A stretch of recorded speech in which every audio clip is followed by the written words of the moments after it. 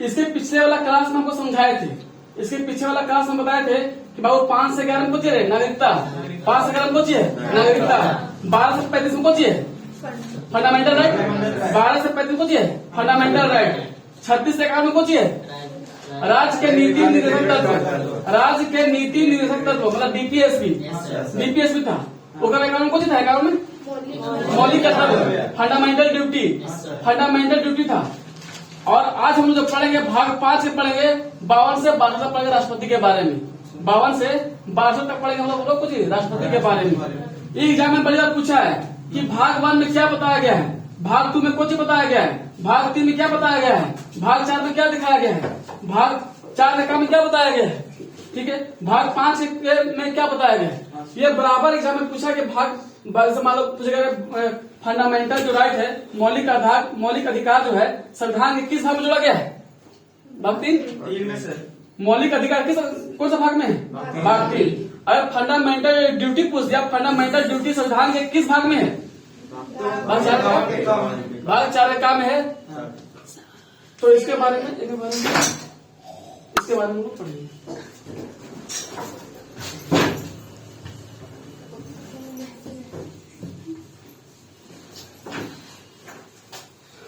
तो ध्यान से समझना, पढ़ना, देखना। आज हम लोग जो पढ़ेंगे वो नया चैप्टर का नाम है संघ की कार्यपालिका।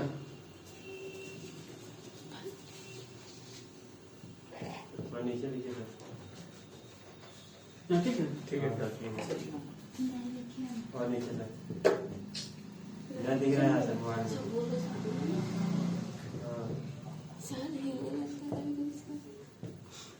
संघ की कार्यपालिका समझना बाबू। संघ के जो कार्यपालिका है समझना, संघ के जो कार्यपालिका है संविधान के भाग कितना में है? 5 में।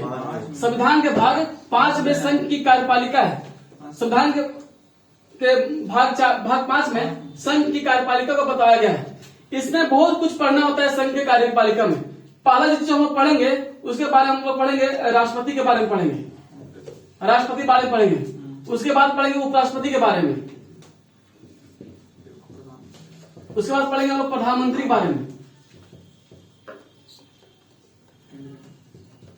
उसके बाद हम लोग पढ़ेंगे मंत्री परिषद, उसके बाद हम लोग पढ़ेंगे महान्यायवादी। ये सभी मिला करके जो आता है, ये सभी जो पांचों का पांचों आता है संविधान किसमें? संघ की कार्यपालिका में। ये पांचों जो आता है ना संघ के कार्यपालिका में आता है। अगर एग्जाम में पूछ देगा कि जो उपराष्ट्रपति है संविधान किस भाग में है? भाग 5। अगर बोल देगा प्रधानमंत्री है जो है वो संविधान किस भाग में है?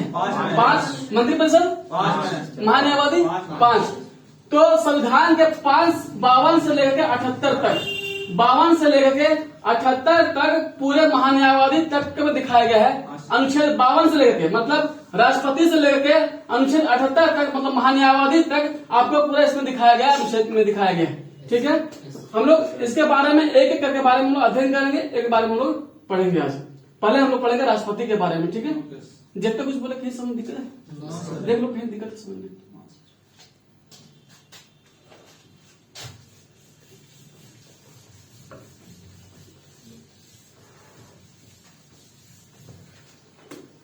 देख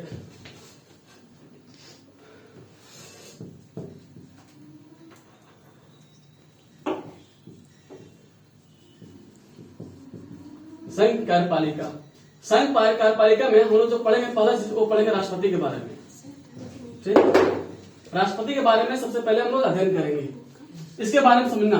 अगर एग्जाम पूछेगा कि बताइए बाबू राष्ट्रपति जो है संविधान के किस भाग में है? भाग 5। संविधान किस भाग में है? भाग 5। देखना है तुम लोग जो राष्ट्रपति बारे में पढ़ा बड़ी जानता होगा कि द्रौपदी कौन राष्ट्रपति बना है? द्रौपदी मुर्मू। अब राष्ट्रपति द्रौपदी मुर्मू बने हैं ना?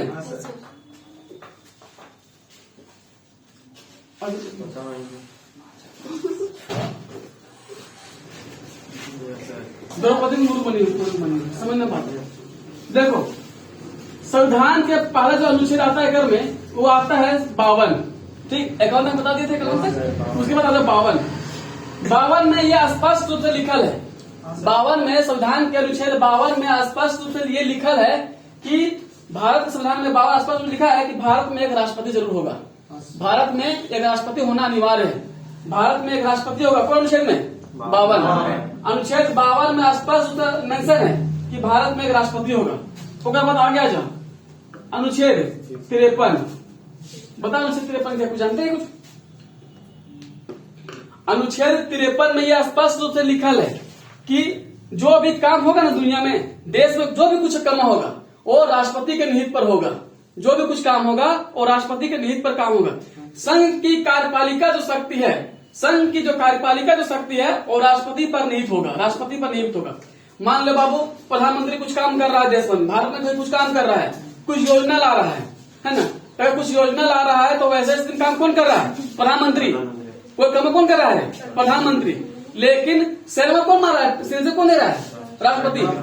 तब कोई भी काम कर रहा है, मतलब विदेशों में भी काम कर रहा है प्रधानमंत्री, या विदेश के अंदर भी कोई काम कर रहा है प्रधानमंत्री, तो भले वास्तविक शक्ति, देखो लिखा है वास्तविक शक्ति,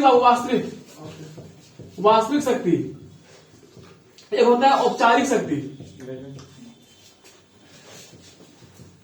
औपचारिक शक्ति समझना। देखो जो भी कुछ काम कर रहा है ना, जो भी भारत में जो भी कुछ काम हो रहा है, भारत में जो भी कुछ काम हो रहा है भारत में, वो कर कौन रहा है? प्रधानमंत्री काम कर रहा है। देखते नहीं कभी आता है तो प्रधानमंत्री आ जाता है, राष्ट्रपति आता है क्या? देखिए यहाँ पर ग्राउंड में आता कौन है? प्रधानमंत्री। आते प्रधानमंत्री है, लेकिन सेना कौन मारता काम करने के लिए? राष्ट्रपति। तो हम बोल सकते हैं कि भारत के संविधान में वास्तविक कर्ता कौन होता है? वास्तविक कर्ता प्रधानमंत्री। वास्तविक काम करता कौन होता है? प्रधानमंत्री। प्रधानमंत्री होता है। लेकिन अगर औपचारिक बोले तो कौन करेगा? राष्ट्रपति। इसलिए देश विदेश में जो भी कुछ काम होगा, देश विदेश में जो भी कुछ काम होगा वो प्रधानमंत्री के अंदर काम होता है। लेकिन औपचारिक रूप से काम कर कौन रहा होता है? राष्ट्रपति। राष्ट्रपति काम कर रहा होता है। ये होता है अनुच्छेद 53। मतलब बोला गया है कि कार्यपालिका, जो भी संघ की जो कार्यपालिका शक्ति होगा वो राष्ट्रपति पर होगा, लेकिन काम करेगा कौन? प्रधानमंत्री। काम करेगा कौन? प्रधानमंत्री। लेकिन अगर में स्पष्ट रूप से लिखा है कि प्रधानमंत्री अगर कुछ काम करेगा ना, प्रधानमंत्री कुछ काम करने का अधिकार है उसको, लेकिन राष्ट्रपति की सलाह लेगा, मतलब राष्ट्रपति को साइन मारेगा। लेकिन राष्ट्रपति को भी कुछ अधिकार है, राष्ट्रपति को भी कुछ अधिकार है। लेकिन अगर राष्ट्रपति कुछ काम करना चाहेगा अपने से, राष्ट्रपति अगर कुछ काम करना चाहेगा अपने से, तो वो अपना स्वविवेक मतलब अपना बुद्धि का प्रयोग नहीं कर सकता।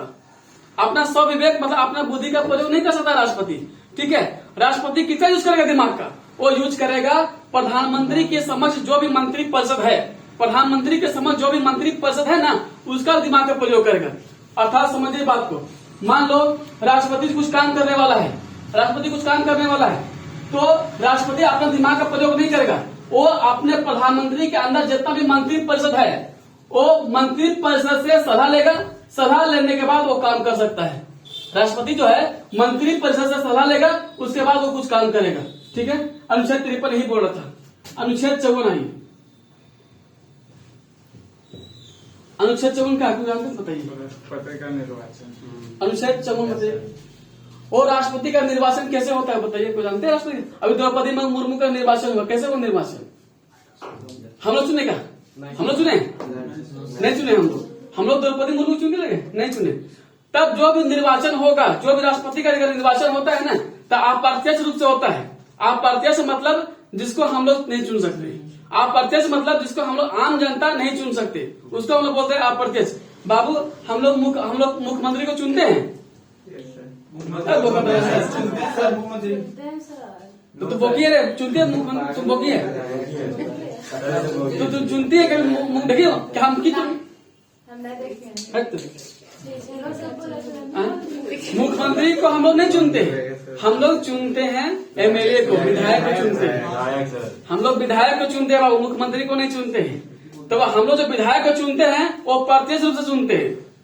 हम लोग नहीं वोट देते हैं विधायक लोग को कि मुख्यमंत्री को चुन देते जाके वोट देते हैं। हम लोग विधायक को जाके वोट देते हैं, विधायक को वोट देते ना कि हेमंत सोरेन जाके वोट देते हैं। तो हम लोग जो विधायक मतलब एमएलए को चुन रहे हैं वो प्रत्यक्ष रूप से चुन रहे हैं, प्रत्यक्ष रूप से चुन रहे हैं। ठीक है, अच्छा हम लोग प्रधानमंत्री नरेंद्र मोदी है, प्रधानमंत्री हमारे नरेंद्र मोदी है, तो नरेंद्र मोदी को हम लोग चुनते हैं? नहीं, हम लोग चुनते हैं संसद को चुनते हैं, हम लोग संसद को चुन के जाते हैं। तो जो हम लोग चुन रहे हैं ना वो हो गया प्रत्यक्ष रूप से, जो हम लोग नहीं चुन रहे हैं वो हो गया अप्रत्यक्ष रूप से। कोई दिक्कत है यहाँ पर? तब देखो अनुच्छेद 54 में यह बोला गया है कि राष्ट्रपति का चुनाव होगा वो अप्रत्यक्ष रूप से होगा, मतलब हम लोग नहीं चुन सकते। तब इसका चुनाव कौन करेगा? बताओ कौन चुने? राष्ट्रपति का चुनाव कौन करता है? कौन सा? हाँ ठीक है। और राष्ट्रपति का चुनाव करता है एमएलए लोग, विधायक लोग। देखा नहीं आता है लेने के लिए बटवा आई थी, द्रौपदी मुर्मू आए थे। उसके बाद आता है संसद, मतलब लोकसभा और राज्यसभा के सदस्य। लोकसभा और राज्यसभा के सदस्य को हम लोग बोलते हैं कुछ एमपी बोलते हैं मेंबर ऑफ पार्लियामेंट बोलते हैं, एमपी बोलते हैं इसको। लोकसभा सदस्य और राज्यसभा के सदस्य को हम लोग कुछ बोलते हैं एमपी बोलते हैं, और एमएलए जो विधायक लोग को हम लोग बोलते हैं। मतलब ये दोनों लोग मिल करके ये तीनों लोग मिल करके वोट देते हैं उसको। तो समझ हमको ये बताइए कि मान लो कोई राज्य का एमएलए अलग है अलग अलग राज्य का अलग अलग एमएलए होगा। यहाँ मान लो 81 सीट यहाँ पर है, झारखंड में 81 को सीट है, अलग अलग होगा, है ना। तो मान समझो कि लोकसभा की सीटों की संख्या कितनी है? लोकसभा की सीट की संख्या कितना? लोकसभा की सीट कितना? 545। लोकसभा की सीटों की संख्या कितना है? 545। और राज्यसभा की सीट कितना है? 245। ठीक है, समझना। तब हमको यह समझाइए कि लोकसभा सीट में से लोकसभा जो सीट है एकड़ में कितना लोग मनोनीत होता है? 12 या 2। कितना होता है मनोनीत इसमें? लोकसभा सीट में 2 मनोनीत होता है, ठीक। और राज्यसभा जो सीट होता है इसमें 12 लोग मनोनीत होता है, ठीक। मनोनीत कहने का मतलब हो गया कि वैसा सीट जो हम लोग चुन के नहीं लाते, इसको इलेक्टेड होता है, इलेक्टेड चुन कर जाता है, इलेक्टेड होता है जी। तो 545 में से 543 सीट यहाँ हो गया, 543 सीट यहाँ पर हो गया, और 200 कितना हो गया यहाँ पर? 233। तो 233 सीट यहाँ पर और 543 सीट यहाँ पर। सब लोग ये लोग मिल करके और ये लोग मिल करके सब वोट देगा राष्ट्रपति को। अगर मान लो जो राज्य में, अगर मान लीजिए जिस में राष्ट्रपति का चुनाव हो रहा है, और मान लीजिए जिस राज्य में राष्ट्रपति का चुनाव हो रहा है, मान लीजिए झारखंड में क्या हो गया, यहाँ पर राष्ट्रपति शासन लग गया है, तो वैसे स्थिति में कभी यहाँ पर वो लोग वोट दे पाएगा? नहीं। मान लीजिए कि झारखंड में यहाँ पर राष्ट्रपति शासन लगा हुआ है, या फिर राष्ट्रपति शासन लगा हुआ है, या फिर यहाँ पर सरकार गिर गई है, या फिर विधानसभा भंग हो गई है, तो वैसे स्थिति में यहाँ के आदमी लोग, यहाँ के एमएलए लोग वोट वहां पर जाकर दे नहीं सकता, वहां पर वोट नहीं दे सकता। तो इस तरह से वोट वहां पर चलती है, समझो। अनुच्छेद 55 अनुच्छेद 55 में कुछ बताया गया है। अनुच्छेद 55 में राष्ट्रपति का निर्वाचन का नीति, राष्ट्रपति का जो निर्वाचन होगा वो कैसे होगा रे? राष्ट्रपति का निर्वाचन होगा कैसे होगा? अनुपातिक प्रतिनिधि प्रणाली एकल संक्रमणीय मत के द्वारा होगा। लिखा हुआ संविधान में बाबू अनुपातिक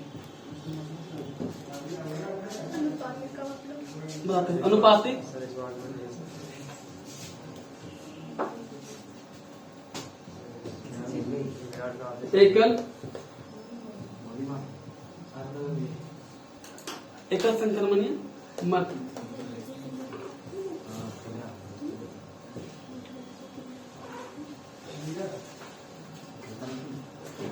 देखो अनुच्छेद 55 में स्पष्ट जो लिखा हुआ है कि राष्ट्रपति जो चुनाव होगा, जो निर्वाचन होगा, वो अनुपातिक प्रतिनिधि प्रणाली के तहत एकल संक्रमणीय मत के द्वारा होगा। मतलब समझो कि मान लो को एमएलए वोट दिया, एमएलए वोट देता है ना, विधायक को वोट दिया, तो एक विधायक एक वोट दिया, तो एक विधायक का वोट की कीमत क्या होगा जानते हैं? एक विधायक का वोट की कीमत क्या होगा? देखते हैं राष्ट्रपति मान लो द्रौपदी मुर्मू चुन के आई, तो सुनते होंगे कि द्रौपदी ले आई इस बीच 17 लाख वोट ले आई, 17,000 वोट लेकर आई। तो सीटवा इतने 543 और 233, और एमएलए लोग सीट तो बड़ी कम है, तो वोटो किस ले आती है? 17 लाख या 17,000 50,000 60,000 किस ले आती है वोट? सब जगह से मिलता होगा ना वोट। अपना अलग अलग वोट का अलग अलग दाम है। एक विधायक का वोट कितना कीमत से देखो, एक विधायक का वोट देने का कीमत कितना समझो। मान लो एक एमएलए वोट दिया, एक एमएलए वोट दिया, ठीक है, तो एक एमएलए के वोट की कीमत क्या है वो देखिए कि मान लो एक एमएलए वोट देता है, तो एक एमएलए वोट देता है तो राज्य की कुल जनसंख्या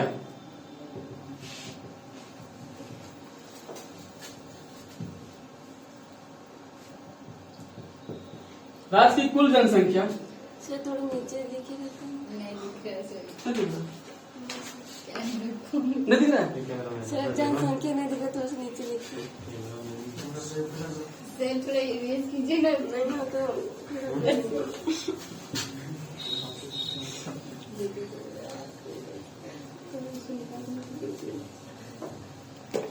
देखो एक एमएलए का वोट देता है ना, कीमत क्या होता समझना। अगर एमएलए का वोट देता है तो राज्य की कुल जनसंख्या का गुना करते हैं, राज्य की कुल जनसंख्या, राज्य की कुल जनसंख्या गुना बटा कुल एमएलए गुना 1000। समझो देखो कैसे वोट देते हैं लोग, समझो।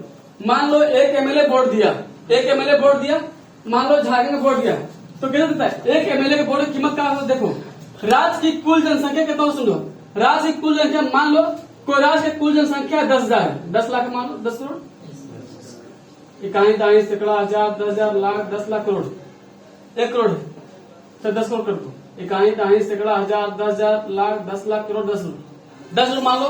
को राज्य का जनसंख्या कितना है 10 करोड़, को राज्य का जनसंख्या कितना है 10 करोड़। अब मान लो कुल विधायक कितना है, यहाँ पर कुल विधायक मान लो 81 मान लो या फिर कुछ, अब देखो हम आपको सुविधा को सब बोल रहे हैं। मान लो कोई विधायक यहाँ पर 100 विधायक है, मान लो क्या जाता है, मान लो, और मान लो यहाँ पर गुना करना कितना से 1000 से, तो काट दो, 3 यहाँ काटो, 2 यहाँ 2 यहाँ काटो, तब कितना आया 1000 आया। तब एक अगर विधायक वोट देता है नहीं तो कितना है वैल्यू कितना आया 1000। वैसा कितना विधायक लोग वोट देगा, वैसा कितना विधायक लोग वोट देगा वहां पर। इस तरह से आपको वहां पर वोटिंग निकाला जाता है, इस तरह से वहां पर वोटिंग निकाला जाता है। बाबू तो खाली एमएलए थोड़ी वोट दे रहा है, एमपी तो वोट दे रहा है, एमपी तो वोट दे रहा है, एमएलए तो वोट दे रहा है, एमपी तो वोट दे रहा है। तो एमपी का वोट कैसे निकालता है समझो। मान लो कोई एमपी वोट दिया, एमपी वोट दिया, तो टोटल वोट कुल एमएलए का वोट, कुल एमएलए का वोट और कुल एमपी,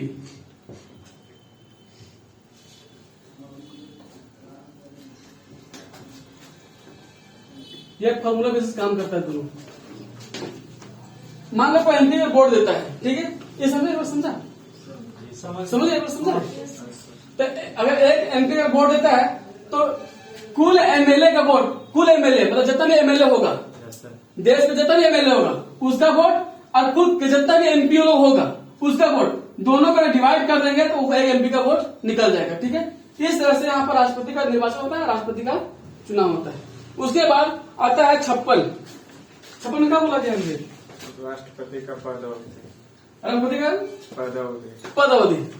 अनुच्छेद 56 ये बोलता है कि राष्ट्रपति अपने पद पर कितने वर्षों तक रह सकता है 5 राष्ट्रपति जो है अपने पद पर, अपने गद्दी पर वो 5 वर्षों तक बैठा रह सकता है। बड़े पूछा है, बड़ी बात पूछा एग्जाम में कि राष्ट्रपति अपने पद पर कितने दिनों तक बैठ सकता है 5 वर्षों तक। 5 वर्ष तक ही राष्ट्रपति जो है अपने गद्दी पर बैठ सकता है। लेकिन अगर उसको मन किया कि ना हम अब नहीं रहेंगे राष्ट्रपति पद पर, अगर उसको मन किया राष्ट्रपति को कि नहीं हमको राष्ट्रपति के पद पर नहीं रहने मन कर रहा है, हम तो क्या करेगा राष्ट्रपति क्या करेगा, इस्तीफा नहीं, लिखित रूप से बोलेगा किसको, उपराष्ट्रपति को बोलेगा, उपराष्ट्रपति को बोलेगा कि हम जो है राष्ट्रपति के पद पर नहीं रहना चाहते हैं, तो सूचना किसको देगा, उपराष्ट्रपति को बोलेगा, वो उपराष्ट्रपति को देगा इस्तीफा, लेकिन सूचना देगा किसको, राष्ट्रपति को नहीं दे, लोकसभा अध्यक्ष बोलता है। देखो अनुच्छेद 56 स्पष्ट बोला गया है कि राष्ट्रपति जो है 5 वर्ष रह सकता है, राष्ट्रपति जो है वो 5 वर्ष रह सकता है। अगर बीच में इसको अगर मन कर गया कि नहीं हमको इस्तीफा देना है तो दीजिए, कोई दिक्कत नहीं है, लेकिन इस्तीफा किसको देगा, उपराष्ट्रपति को देगा, उपराष्ट्रपति को इस्तीफा किसको देगा, उपराष्ट्रपति को देगा, इस्तीफा देगा किसको, उपराष्ट्रपति को देगा, इस्तीफा किसको देगा, उपराष्ट्रपति को। लेकिन इसके सूचना किसको देगा, सूचना उपराष्ट्रपति, लोकसभा अध्यक्ष को देगा, लोकसभा अध्यक्ष को देगा। समझो, अगर मान लो इस्तीफा देना है उसको तो इस्तीफा देना है उसको, तो देगा किसको देगा? उपराष्ट्रपति को। लेकिन उपराष्ट्रपति को इस्तीफा देने से पूर्व सबसे पहले सूचना किसको देगा? लोकसभा अध्यक्ष को, लोकसभा अध्यक्ष को। लेकिन 5 वर्ष के पूर्व अपना कार्यकाल खत्म होने से पहले राष्ट्रपति का कार्यकाल खत्म होने से पहले राष्ट्रपति, मान लो द्रौपदी मुर्मू बैठी गद्दी में बैठी है, द्रौपदी मुर्मू गद्दी में बैठी हुई है, तो द्रौपदी मुर्मू गद्दी में बैठी हुई है, तो मान लो 5 वर्ष कार्यकाल खत्म होने के पहले 6 महीना पहले चुनाव होना अनिवार्य है। 6 महीना पहले चुनाव होना अनिवार्य है। मान लो कोई कारण से 6 महीना अगर लेट हो गया 6 महीना अगर लेट हो जाता है, तो फिर राष्ट्रपति द्रौपदी मुर्मू ही बनी रहेगी, राष्ट्रपति द्रौपदी मुर्मू ही बनी रहेगी। लेकिन समझो, मान लो कोई राष्ट्रपति का मृत्यु हो गया, ठीक है, राष्ट्रपति का मृत्यु हो जाता है, या फिर त्याग पत्र दे दिया, या फिर बीमार पड़ गया, ऐसा कुछ हो गया जो उसको छोड़ना पड़ गया। तब मान लो कोई राष्ट्रपति का बीमार पड़ जाता है, या फिर विदेश चल गया, बीमार पड़ गया, त्याग दे दिया, या फिर मृत्यु हो गया, तो वैसे स्थिति में राष्ट्रपति तो खत्म हो गया, तो गद्दी पर कौन बैठेगा? उपराष्ट्रपति बैठेगा गद्दी में, ठीक है, उपराष्ट्रपति बैठेगा। मान लो राष्ट्रपति बीमार से मर गया, बीमार हो गया, पड़ गया, बीमार मर गया, कुछ भी हो गया, तो वैसे स्थिति में उपराष्ट्रपति जो है वो कार्यवाहक राष्ट्रपति के रूप में बैठेगा, लेकिन उपराष्ट्रपति को बीमार पड़ गया, तो अगर उपराष्ट्रपति बीमार पड़ गया या फिर गद्दी छोड़ दिया, तो बोलेगा हम बैठेंगे, तब क्या करेगा ऐसी स्थिति में? मान लो उपराष्ट्रपति बीमार पड़ जाता है, फिर मृत्यु हो जाता है, या फिर ये छोड़ देता है, तो हम नहीं बैठेंगे, तब क्या करेगा ऐसी स्थिति में? ऐसा स्थिति में जो है वो सुप्रीम कोर्ट का मुख्य न्यायाधीश, वैसे स्थिति में सुप्रीम कोर्ट के मुख्य न्यायाधीश जो है वो कार्यवाहक राष्ट्रपति के रूप में गद्दी पर बैठ जाएगा, ठीक है। अगर मान लो सुप्रीम कोर्ट का मुख्य न्यायाधीश भी बीमार पड़ गया, गद्दी पर नहीं बैठा, तो और वो बीमार पड़ गया तो वो बीमार पड़ जाता है, वो तो हम नहीं बैठेगा गद्दी, तो क्या करेगा? तो वैसे स्थिति में सुप्रीम कोर्ट में जो सुप्रीम कोर्ट होता है ना, सुप्रीम कोर्ट में जो वरीय जज होगा, सुप्रीम कोर्ट के वरीय जो जज होगा, वो फिर उपराष्ट्रपति के रूप में, जो राष्ट्रपति के रूप में गद्दी में बैठेगा। वो भी घुमा देगा, वो फिर वैसे स्थिति कभी आया नहीं, वैसे स्थिति कभी आया नहीं, वैसे स्थिति कभी आया नहीं। 5 साल, हाँ, 5 साल वो सब इतना दिन रहेगा, 5 साल का वो हटा तो वो बनेगा, तो फिर वो उतना ही तक रहेगा 5 साल। फिर 5 साल फिर थोड़ा ले सकता है, उसका जो उतना ही उसका दिया हुआ था राष्ट्रपति को, उतना ही गद्दी में बैठेगा तो 5 साल तक ही रहेगा। मतलब राष्ट्रपति को 5 साल, 5 साल तो उसका तबीयत खराब होगा, राष्ट्रपति बने, वो भी 5 साल रहेगा, वो 5 साल रहेगा। उसके बाद कार्यवाहक राष्ट्रपति रहेगा और 5 साल तक पूरा रहेगा। और जो भी इसको वेतन मिलेगा ना, जो भी इसको वेतन मिलेगा, अगर उपराष्ट्रपति या सुप्रीम कोर्ट के मुख्य न्यायाधीश गद्दी पर बैठ गया, उपराष्ट्रपति या फिर सुप्रीम कोर्ट के मुख्य न्यायाधीश अगर राष्ट्रपति के पद पर बैठ गया, तो उसको जो वेतन मिलेगा और राष्ट्रपति वाला वेतन मिलेगा, इसको जो वेतन मिलेगा ना और राष्ट्रपति वाला वेतन मिलेगा। तो ये था उसका मतलब कार्यकाल था, 5 वर्ष तक कार्यकाल, 5 वर्ष तक ही गद्दी पर बैठ सकते। उसके बाद में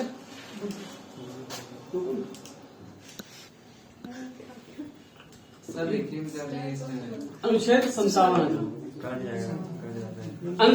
बोलता क्या है, समझो हमको कि अनुच्छेद 57 बोलता क्या है?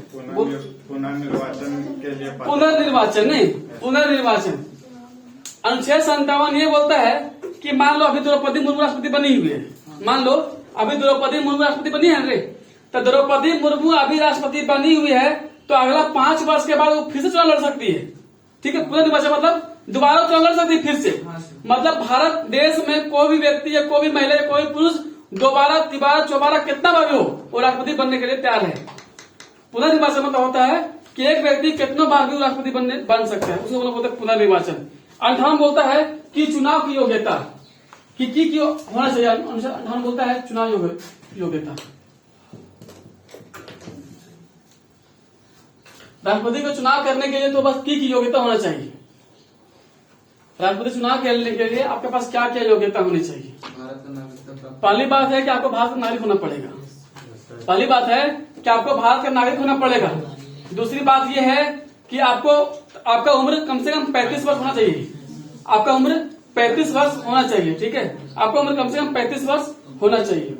उसके बाद और क्या होना चाहिए? आपका उम्र 35 वर्ष होना चाहिए, ये 2 चीज लिखा हुआ था। एक और चीज है कि कम से कम आपका जो उम्र है ना, कम से कम आपका लोकसभा सदस्य,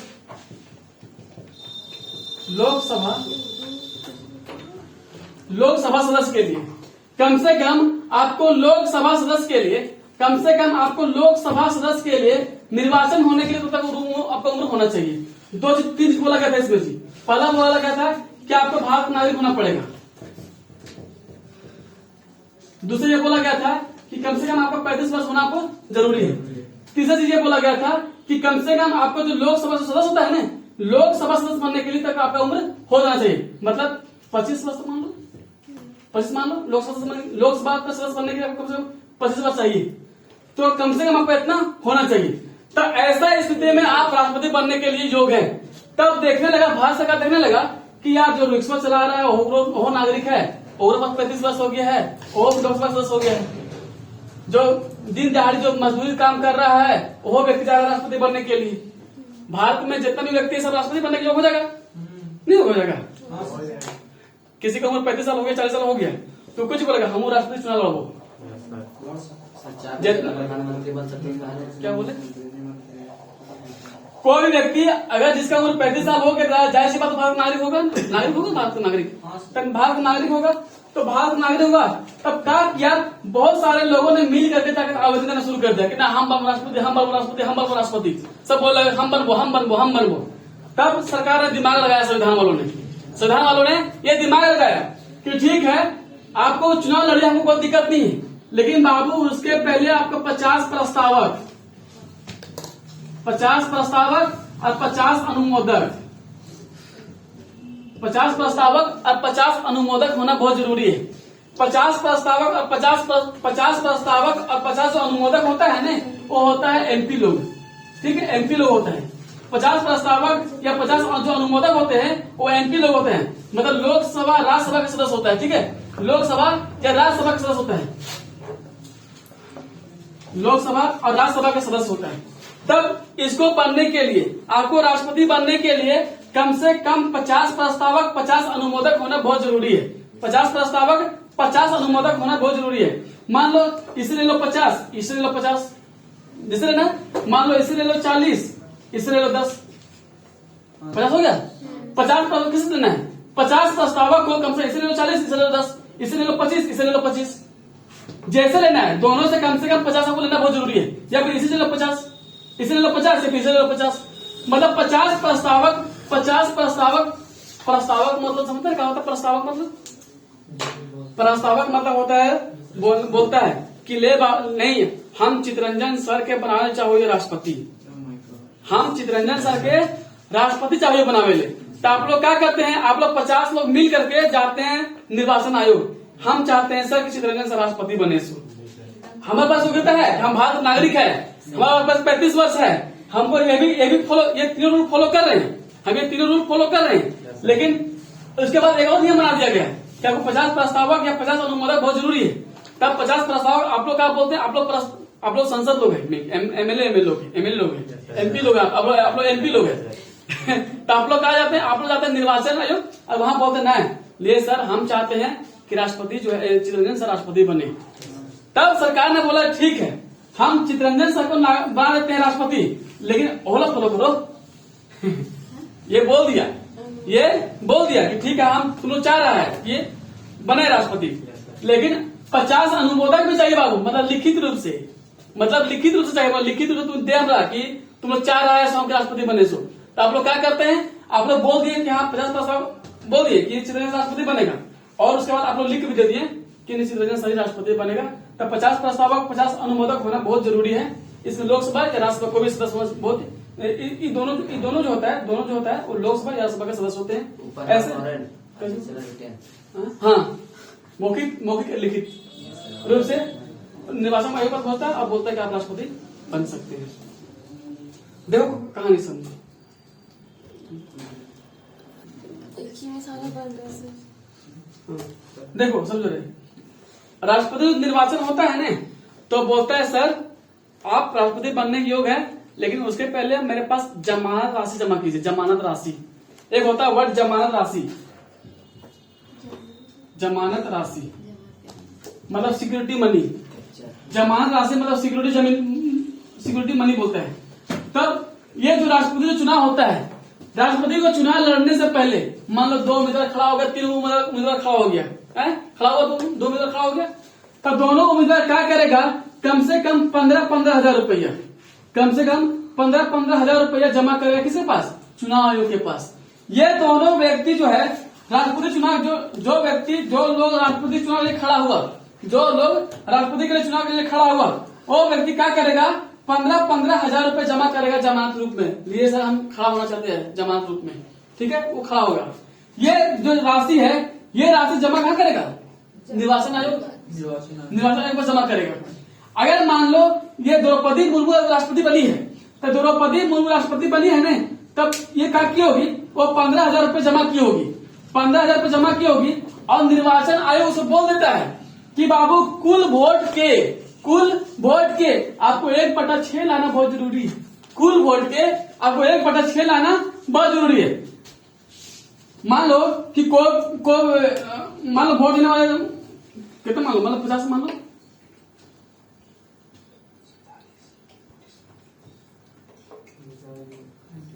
मान लो 60 लोग वोट दिया, 9/6 कितना देगा, 10, तब 10 लोग वोट दिए। तब बोलता है कि आप लोग जितना आप 15 हजार जमा कीजिए, मेरे पास 15 जमा कीजिए, और कुल वोट का आप लोग 1/6 लाना बहुत जरूरी है। अगर आपको इतना नहीं ला पाते हैं, तो आपका जमानत जो राशि है वो जब्त कर ली जाएगी, आपका जमानत जो राशि है वो जब्त कर ली जाएगी। आपको इसमें 1 रुपया आपको वापस नहीं होगा, इसमें आपका जमानत राशि जब्त हो जाएगी। ये था अनुच्छेद 58। अनुच्छेद 59 ये बोलता है राष्ट्रपति पद बनने के लिए कुछ शर्त है बाबू, राष्ट्रपति बनने के लिए कुछ शर्त है। कौन सी शर्त है, तो पागल नहीं होना पड़ेगा। राष्ट्रपति बनने के लिए आपको पागल नहीं होना पड़ेगा। मान लो मेहरारू ठोक पीट दिया, घरों में शादी ब्याह किया है, मेहरारू को ठोक पीट दिया, अब तुम गुस्सा गया, माँ गली जाए हम राष्ट्रपति बनने के बाद तो पीट को बता के मेरा शादी कर लिया है, मार दे लोग हमने राष्ट्रपति बना, पहले तो हम 35 साल हो गए, हम लोग 35 साल हो गए, हम नागरिक हो। अरे यहाँ तो घिस के लगे लोगो अगर वहां जाके लड़ोगा चुनाव जीतोगे बात तो बताएगो, तब पहली बात तो पागल नहीं होना पड़ेगा, पागल आपको नहीं होना पड़ेगा राष्ट्रपति बनने के लिए। दूसरा चीज है कि आपको दिवालिया नहीं होना पड़ेगा, दिवाली से मतलब दिवालिया कर्जदार नहीं होना पड़ेगा। देश से ले लिया कर्जदार 10 करोड़ 20 करोड़ कर्जदार ले लिया है, मोहन चौकसी रे जब भागल अरे विदेश, क्या नाम है जी मधु कोड़ा तो खत्म ही हो गया, उसको चुनाव लड़ सकता है। कम मोहन चौकसी था, और कौन नीरव मोदी सब, नीरव मोदी सब दिवाली घुसे थे वो लोग। तब आपको कर्जदार नहीं होना पड़ेगा। मान ले बैंक से ले लिया 20 करोड़ कर्ज ले लिया है और जाके चुनाव लड़ लिया जाकर, तो वैसे स्थिति आप कर्ज लेके आप नहीं चुनाव लड़ सकते हैं। दूसरा स्थिति है कि आपको लाभ के पद पर नहीं होना पड़ेगा। लाभ के पद मतलब ले यहाँ पे डीएसपी बन गए हैं और जा रहे हम राष्ट्रपति बने ले, आप जा रहे राष्ट्रपति बनने के लिए। आप अगर आपके पास रेलवे की नौकरी है या फिर कोई सरकारी नौकरी में बने हुए हैं, आपके पास कोई सरकारी नौकरी है और आप जा रहे हैं राष्ट्रपति को चुनाव लड़ने के लिए, तो आप फिर लड़ नहीं सकते। चुनाव तभी लड़ सकते हैं जब तक आपका सरकारी नौकरी खत्म नहीं हो जाता, तब आप चुनाव नहीं लड़ सकते। तब आपको लाभ के पद पर नहीं होना पड़ेगा, लाभ के पद पर नहीं होना। 3-4 कंडीशन है। पहले बात आपको पागल नहीं होना पड़ेगा, दूसरा चीज आपको दिवालिया नहीं होना पड़ेगा, तीसरा चीज ये है कि आपको लाभ के पद पर नहीं होना पड़ेगा। ये सभी कंडीशन है राष्ट्रपति बनने की। उसके बाद है शपथ ग्रहण ना, शपथ ग्रहण है। तो राष्ट्रपति का जो शपथ लेगा कहाँ लेगा, किसके पास लेगा? राष्ट्रपति जो शपथ लेगा वो सुप्रीम कोर्ट के मुख्य न्यायाधीश के समक्ष लेगा शपथ। राष्ट्रपति जो शपथ लेगा ना, और सुप्रीम कोर्ट के मुख्य न्यायाधीश के समक्ष वो शपथ लेगा।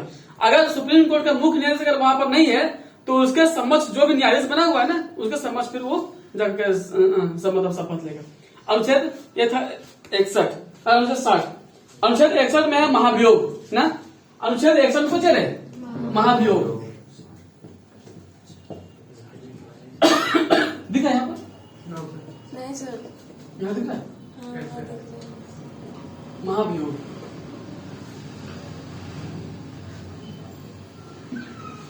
अनुच्छेद 61 में महाभियोग शब्द है कि अगर राष्ट्रपति को उसके पद से हटाना है तो महाभियोग लाया जाता है। महाभियोग सुप्रीम कोर्ट के मुख्य न्यायाधीश पर नहीं लगता बाबू, सुप्रीम कोर्ट के मुख्य न्यायाधीश पर महाभियोग नहीं लगता है, जबकि जो राष्ट्रपति होता है उसके पास महाभियोग लगता है। तब महाभियोग लाता कौन है, क्यों लाता है महाभियोग?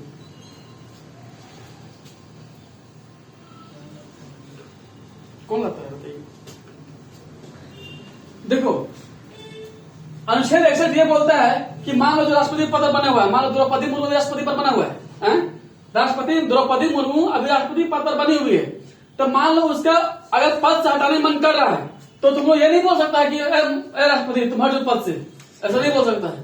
तो राष्ट्रपति रखना चाहोगे में उसको नहीं बोल सकता है। तो राष्ट्रपति को पद से हटाने के लिए उसको ये बोला जाता है कि उसको हटाने के लिए एक चीज बोला जाता है, उसको हम लोग बोलते हैं कि आप जो है और संविधान का उल्लंघन कर रहे हैं।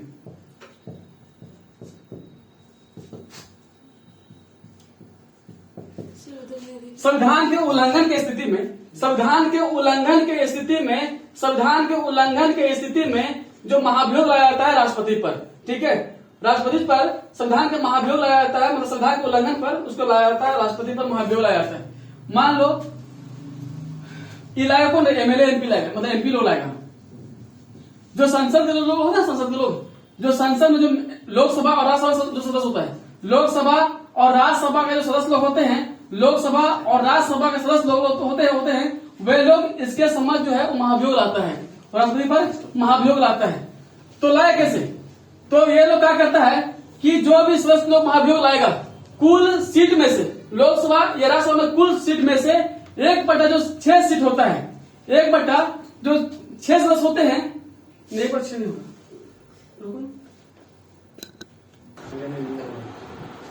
1/6 नहीं होगा, 4 होगा, 1/4 तब जितना सदस्य होगा, है ना, एमपी में जितना सदस्य होगा और ये क्या करेगा, सुन, ये क्या करेगा, 1/4 जो सदस्य है, 1/4 सदस्य क्या करेगा, इसके समझ जो राष्ट्रपति है उसके अनुरूप, उसके विपरीत वे लोग क्या करेगा, हस्ताक्षर करेगा। 1/4 सदस्य क्या करेगा, हस्ताक्षर करेगा। मेरे पूछा रहे 1/4 सदस्य क्या करेगा, हस्ताक्षर करेगा। हस्ताक्षर करने के बाद आगे वाला सदन में भेज देगा, आगे वाला सदन में भेज देगा और वहां पर जाता है सदस्य। लेकिन बाबू इसके ऊपर हस्ताक्षर करने से पहले, इसके ऊपर राष्ट्रपति के ऊपर हस्ताक्षर करने से पहले उसको 14 दिन पहले, उसको आधा कर दे देता, मतलब 14 दिन पहले उसको निर्देश दे दिया जाता है।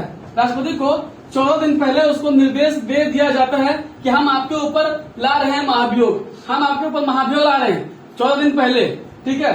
तो 14 दिन पहले उसके ऊपर भेज देता, नोटिस भेज देता, मतलब निर्देश भेज देता है। उसके बाद ये जो है आगे कार्रवाई कर देता है, आगे जब भेजता है हस्ताक्षर करके आगे भेज देता है। आगे भेज देने के बाद वहां के आरोपों की जांच करता है, ठीक है, वहां के आरोप को जांच करता है। वे लोग आरोप को जांच करता है, अगर आरोप को जांच पाया गया, अगर आरोप को अगर जांच पाया गया तो वहां पे क्या करता है, वहां पर 2/3 जो सदस्य होते हैं, वहां पर आरोप को जांच करता है तो उसका 2/3 सदस्य जो है उस पर जो हस्ताक्षर करता है, हस्ताक्षर करने के बाद फिर आगे भेज देता है। आगे भेज देने के बाद क्या करता है, फिर वहां पर भी 2/3 सदस्यों के द्वारा, वहां पर भी 2/3 सदस्यों के द्वारा जांच किया जाता है। जांच किया जाता है अगर राष्ट्रपति के जो आरोप लगा है, जो राष्ट्रपति पर जो आरोप लगा है उसके आरोप अगर सही पाया गया, उसके आरोप अगर सही पाया गया तो वहां पर क्या करता है, 2/3 सदस्यों के द्वारा हस्ताक्षर करता है।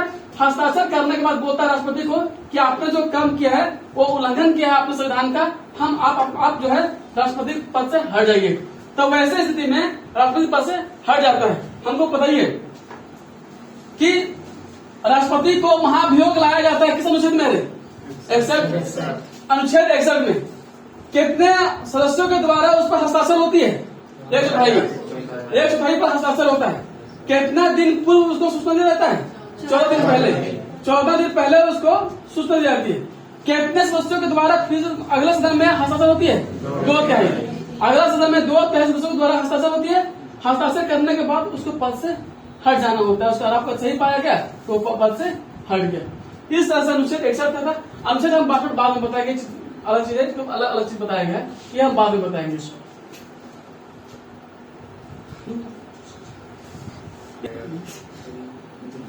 समझो, जो राष्ट्रपति होंगे, राष्ट्रपति जो होता है वो प्रधानमंत्री की नियुक्ति करता है। राष्ट्रपति जो होता है वो प्रधानमंत्री की नियुक्ति करता है। और प्रधानमंत्री के कहने पर राष्ट्रपति जो है अन्य मंत्रियों की नियुक्ति करता है। प्रधानमंत्री के कहने पर अन्य मंत्रियों की नियुक्ति कौन करता है? राष्ट्रपति करता है। उसके बाद जो राष्ट्रपति जो होता है प्रधानमंत्री की नियुक्ति करता है। इतना ही नहीं, वो अन्य मंत्रियों की भी नियुक्ति करता है। इतना ही नहीं, जो यूपीएससी होता है यूपीएससी के जो सदस्य होते हैं उसकी नियुक्ति कौन करता है? राष्ट्रपति करता है। CAG उसकी नियुक्ति कौन करता है? राष्ट्रपति जी करता है। इन सभी का वह नियुक्ति करने का उसको अधिकार दिया गया है। इतना ही नहीं, अनुच्छेद 72 में यह बोला गया है उसको कुछ अधिकार भी दिया गया है, राष्ट्रपति को कुछ अधिकार दिया गया है। जैसे क्षमा का अधिकार भी दिया गया है, उसको क्षमा का अधिकार दिया गया है। मान लो कोई दोषी व्यक्ति है और जेल में बंद है, तो राष्ट्रपति को यह अधिकार अनुच्छेद 72 के तहत कोई व्यक्ति को दोषी को निर्दोष कर सकता है, उसको मतलब उसको हटा सकता है, निर्दोष बना सकता है। और एक और अधिकार दिया है लघुकरण। बिना प्रयोग का सर लघुकरण समझो, लघुकरण एक वर्ड आया है लघुकरण। समझो लघुकरण क्या होता है?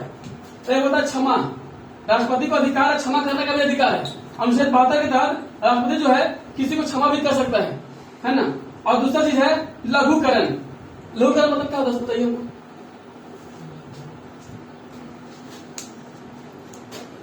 लघुकरण मतलब होता है दंड के स्वरूप को बदल देना। मान लो कोई व्यक्ति को मृत्यु दंड मिला है, तो उसके दंड के स्वरूप को बदल देना। मान लो किसी व्यक्ति को मृत्यु दंड मिला है ना, तो वैसे स्थिति में उस व्यक्ति को कम से कम बड़ा सजा मिल जाए, बड़ा सजा उसको मिल जाए, मतलब उसके स्वरूप को बदल दिया। उसके बाद एक और है नाम उसका परिहार। परिहार किसे कहते हैं? परिहार उसको बोलते हैं दंड के स्वरूप को बदले बिना